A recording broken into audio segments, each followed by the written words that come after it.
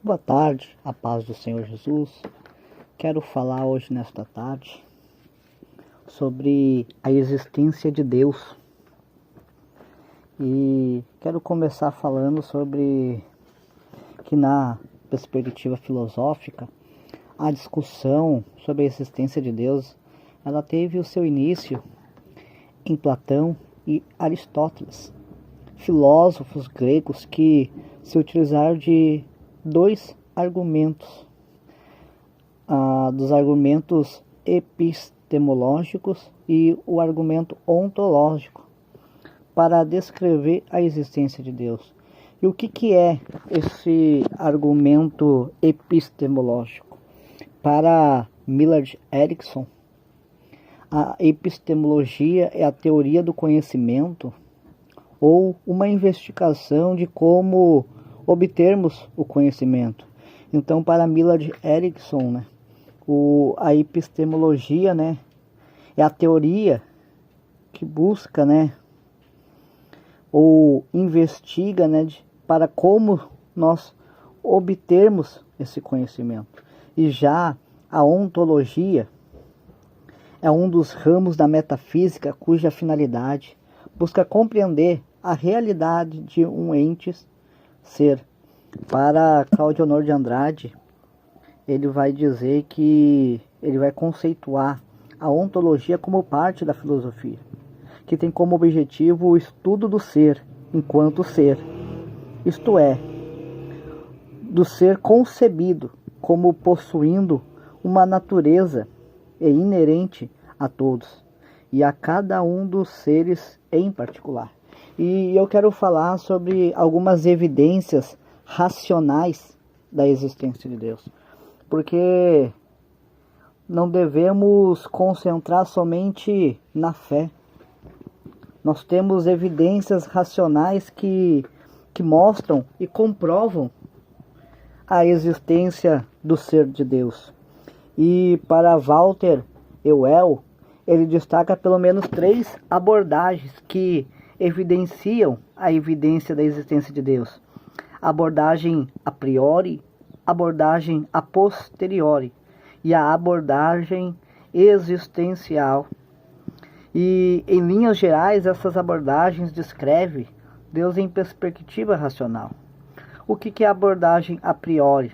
Esta abordagem é o âmago do famoso argumento ontológico, que foi elaborado por Anselmo de Cantuária. Embora tivesse sido esboçado anteriormente no sistema de Agostinho, este argumento começa com uma definição especial de Deus como infinito, perfeito e necessário. Abordagem a posteriori. A mentalidade popular parece gostar mais da abordagem a posteriori. O argumento ontológico pode ser feito sem nunca apelar aos sentidos, mas os argumentos cosmológicos e teleológicos requerem um exame cuidadoso do mundo. O argumento cosmológico focaliza a causa, ao que o passo que o teleológico ressalta o desígnio do universo. A abordagem existencial, que afirma a experiência direta de Deus através da revelação pessoal. Esta abordagem não é realmente um argumento no sentido comum, porque em geral a pessoa não argumenta em prol de alguma coisa que pode ser diretamente experimentada. E eu quero agora citar alguns argumentos que provam a existência de Deus. O primeiro que nós vimos ali, o argumento cosmológico. O argumento cosmológico defende a ideia de que toda a existência tem uma causa primária, ou seja, possui uma razão de ser. O que é isso? Pensa comigo. A criação do mundo. Quando houve a criação do mundo, os céus, a terra e tudo quanto nele há, precisa de uma causa primária. Precisa de alguém antes da criação. Alguém que pudesse, com poder infinito, com poder tremendo, glorioso, pudesse criar tudo isso. Porque para criar o universo, nós sabemos, e a ciência diz que uma matéria, quando se cria, foi criar algo, precisa de uma matéria para ser criado. E Gênesis 1:1, ele destaca o verbo bará, que dá o sentido de criar algo a partir do nada. Então, para se criar algo a partir do nada, precisa de um ente maior, com força, com poder, para criar. Porque, como eu sempre digo, e muitos estudiosos, teólogos, filósofos, vai dizer que para criar uma matéria, tem que estar fora da matéria. Então, quando se criaram, quando Deus criou a terra, os céus e a terra, precisava de alguém que estivesse fora da matéria, que fosse imaterial, que não tivesse matéria. Outro exemplo, o tempo, quando foi criado o tempo. Para criar o tempo, teria que estar fora do tempo. E Deus, ele é atemporal. Deus, ele não tem matéria, e Deus, ele está fora do tempo. Então, o argumento cosmológico, ele defende a ideia de que toda a existência tem uma causa primária, ou seja, possui uma razão de ser. E nessa perspectiva, um ser único é considerado o ponto de origem. E nele está o controle que equilibra toda essa existência. E para o teólogo Norman Geisler, ele destaca que há duas formas básicas para esse argumento. Assim, a primeira diz que o cosmo, ou universo, precisou de uma causa no seu princípio. E a segunda argumenta ele que precisa de uma causa para continuar existindo. E para Walter Euel, ele também vai destacar essas duas formas na abordagem cosmológica. A mais antiga vai ocorrer em Platão, lá no livro Leis, na página 10.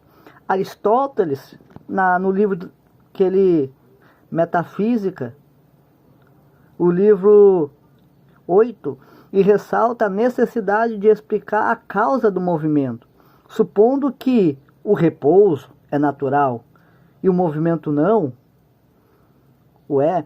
Esses pensadores chegaram a Deus como o necessário agente motor de todas as coisas. Para Tomás de Aquino, ele vai usar o movimento como a sua primeira prova na Suma Teológica. Então, Tomás de Aquino, ele usa o movimento como a sua primeira prova no livro instituído como Suma Teológica.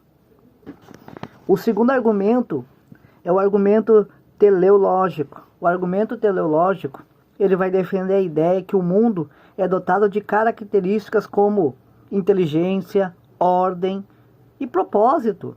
Ao demonstrar essas características, é possível perceber que uma inteligência superior e primeira rege todas as coisas. Então, nós podemos perceber que essa inteligência superior e primeira, ela rege todas essas coisas, cumprindo assim um propósito específico. Para o Walter Euel, ele vai destacar que há uma analogia específica entre a ordem e a regularidade do cosmos, e algo produzido pela engenhosidade humana. Dessa argumentação derivam-se outras, entre elas a que faz a analogia do relojoeiro, de William Paley. Já que todo relógio tem um relojoeiro, e já que o universo é extremamente mais complexo no seu funcionamento que um relógio, conclui-se que deve haver um criador do universo. Então, ele usa essa analogia de que se um relógio tem um relojoeiro, o mundo tem um criador, o cosmo tem um criador. E, resumidamente, o argumento teleológico raciocina a partir de um projeto em direção a um projetista inteligente. Todos os projetos implicam um projetista. E há muito planejamento envolvido no projeto do universo. E logo deve haver um grande projetista do universo. E o terceiro argumento é o argumento moral, que defende a existência de um ser supremo que legisla ou governa todas as coisas. O argumento moral, ele repousa na ideia de que o ser humano busca e reconhece uma moral superior. Assim, Deus constitui-se nessa realidade. O filósofo Immanuel Kant defendeu que a existência de Deus e a imortalidade da alma eram questões de fé e não de raciocínio especulativo comum que, segundo declarava, está limitado à sensação. Mas, em sua forma original, esse argumento assevera que o elevado senso de moralidade que algumas pessoas possuem pode ser melhor explicado se supormos que esse senso se assemelha ao do grande ser moral. E essa explicação é melhor do que atribuirmos tal moralidade a fatores meramente biológicos ou físicos. E de conformidade com esse ponto de vista, aceitamos que um elevado senso moral se deriva da influência exercida por um Deus Santo. E outro argumento é o argumento ontológico, que vai defender que o ser humano traz dentro de si a ideia da existência de um ser plenamente perfeito. Assim, esse ser deve, de fato, existir. E Tomás de Aquino, ele vai desenvolver no seu livro A Suma Teológica alguns pontos que ele defende a existência de Deus. E ele usa, primeiro ponto, a via do movimento, ou o primeiro motor, a via da causa eficiente, a via do contingente e do necessário, e a via dos graus de perfeição. E ele encerra com a via do governo das coisas, da finalidade do ser. Então, o que são esses pontos que Tomás de Aquino ele vai escrever no seu livro, A Suma Teológica? Então, Tomás de Aquino demonstrou então nas 5 vias a existência de Deus, através da razão, da seguinte maneira: pelo movimento, como eu falei, a causa eficiente, pelo possível e pelo necessário, a via do contingente, pelos graus da perfeição, via dos graus da perfeição, e pelo governo do mundo. E o que é a via do movimento? Considera Deus como sendo o primeiro motor, ou seja, a origem de tudo aquilo que se move, o ser que movimenta todas as coisas. Então, para Tomás de Aquino, ele considera Deus como a origem de tudo aquilo que se move, tudo aquilo que se movimenta. E os nossos sentidos atestam com toda certeza que neste mundo algumas coisas se movem. Ora, tudo que se move é movido por outro. Nada se move que não esteja em potência em relação ao termo de seu movimento. Ao contrário, o que move o faz enquanto se encontra em ato. O segundo ponto que Tomás de Aquino ele usa é a via da causa eficiente. Tudo que existe no mundo é decorrente do efeito de outra causa. Existe então uma causa inicial que não foi causada. Assim, Deus constitui-se essa primeira causa. E existem também algumas causas intermediárias, mas finalmente precisamos admitir uma causa primária, como também o princípio de causa, que faz todas as coisas continuarem ocorrendo. Deus também é esse tipo de causa sustentadora, e não apenas a causa primária. Sem a causa, não poderia haver o efeito, e portanto, nem a vida, nem a existência de qualquer tipo. A via do contingente e do necessário. Deus é considerado um ser necessário, sem ser criado por outro ser. Ele sustenta e fundamenta a existência daquilo que é contingente, que pode ou não ocorrer. A contingência deve ser sustentada, caso contrário, não existiria. E também é necessário afirmar a existência de algo necessário por si mesmo, que não encontra alhures a causa da sua necessidade, mas que é a causa da necessidade para os outros, os que todos chamam Deus. Então, nesse ponto aqui, que Tomás de Aquino ele vai citar que Deus, ele é a causa da necessidade dos outros. O que quer dizer isso, né? Porque quem precisa de Deus somos nós, o mundo que nós vivemos. Precisa de alguém para ter feito todas as coisas. Precisa de algo para que todas as coisas venham a existir. Porque se não tinha matéria, como que veio a ser formada a matéria? Porque nada, vezes nada, não cria nada. Tem que ter uma causa. Tem que ter alguém que está antes do tempo, que está fora do tempo, que está fora da matéria. Então, isso é a via do contingente do necessário, né? E a via dos graus de perfeição. O fato de os seres humanos serem dotados de graus de perfeição denota a ideia de que um ser supremo é perfeito e a origem e fundamenta essa perfeição na humanidade. Em Deus encontra-se o máximo da perfeição, ou seja, a causa primária da mesma. Há graus de bondade, verdade, nobreza, valores morais. Para que os nossos juízos sobre essas coisas façam sentido, precisamos postular a bondade absoluta. A verdade absoluta é um ser supremo em que estão incorporados todos os valores, o qual é ao mesmo tempo o alvo de toda a verdade e ação morais, bem como o inspirador das mesmas. E para finalizar, a via do governo das coisas. Existe no universo uma ordem que pode ser verificada, e ela existe porque um ser a criou com uma finalidade específica, e essa ordem existe e é verificada, demonstrando assim a existência de uma inteligência primária e superior.